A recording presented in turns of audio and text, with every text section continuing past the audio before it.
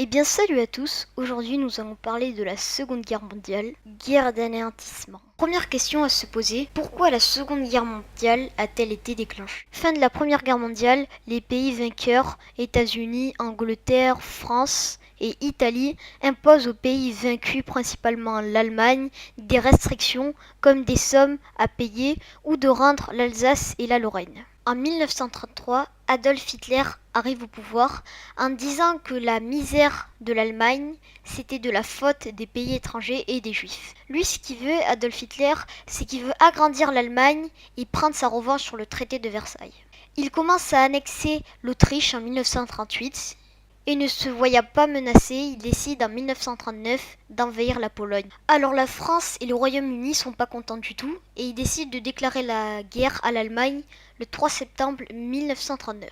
Débute alors la Seconde Guerre mondiale. Après cela, la France n'attaque pas l'Allemagne et décide de se retrancher derrière les frontières franco-allemandes, la ligne Maginot, réputée infranchissable. Et ils étaient persuadés que l'Allemagne elle allait passer par là. Grâce à la Blitzkrieg, en allemand la guerre éclair, Hitler réussit à occuper une grande partie de l'Europe, comme le Danemark, la Norvège, la Belgique, les Pays-Bas et le Luxembourg.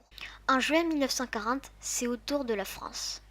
L'Allemagne attaque la France non pas par la ligne Maginot mais par la Belgique en passant par les Ardennes.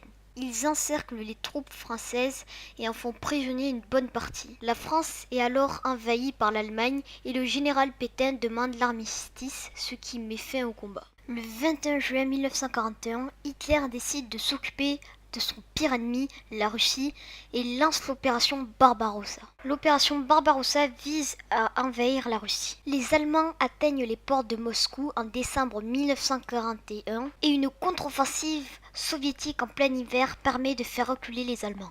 En 1942, les Allemands essayent une nouvelle stratégie et passent par Stalingrad. De là s'enchaîne une bataille les plus charismatiques de cette guerre durant 6 mois. Le 19 novembre 1942, les soviétiques lancent au sud et au nord de la Volga une vaste offensive destinée à isoler Stalingrad. En quelques jours, les Allemands et les Italiens se retrouvent encerclés dans la ville. Alors que les Italiens parviennent à fuir, Hitler oblige le général Paulus à rester à Stalingrad et à la défendre coûte que coûte.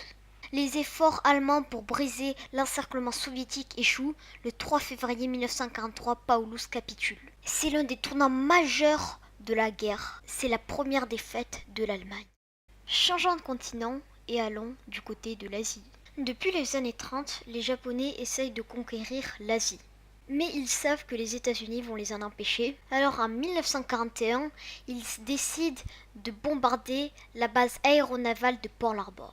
Alors les États-Unis ne sont pas du tout contents et la même année, ils déclarent la guerre au Japon. C'est l'arrivée en guerre des États-Unis. Du 28 novembre au 1er décembre 1953 a lieu la conférence de Téhéran, réunissant Churchill, Roosevelt et Staline, soit les 3 principaux dirigeants des Alliés. Durant cette conférence, on va décider l'organisation du débarquement en Normandie en juin 1944. Le 6 juin 1944, il y a lieu le débarquement en Normandie des soldats anglais et américains.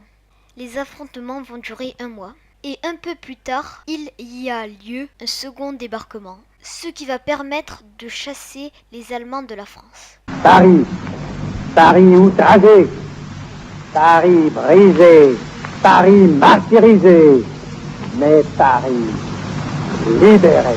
En 1945, c'est la fin pour l'armée allemande qui voit son territoire petit à petit rétrécir. En avril 1945, les soviétiques atteignent Berlin. Le 30 avril, Hitler, n'ayant plus d'espoir de victoire, décide de se suicider dans son bunker. Et 8 jours plus tard, l'Allemagne signe la capitulation. Revenons au Japon. Les États-Unis, petit à petit, commencent à grignoter les territoires conquis par les Japonais. Mais l'empereur du Japon ne veut pas capituler. Alors, les États-Unis sont amenés le 6 août 1945 à lancer une bombe atomique sur Hiroshima et le 9 août sur Nagasaki. Cela amènera la capitulation du Japon. Et voilà les gens, c'est la fin de la vidéo, j'espère qu'elle vous aura plu. N'hésite pas à mettre en commentaire une idée d'une prochaine vidéo, que ce soit Première Guerre mondiale, sur le régime de Vichy ou même la Shoah. Moi je vous souhaite une bonne journée ou une bonne soirée, je vous dis bye bye.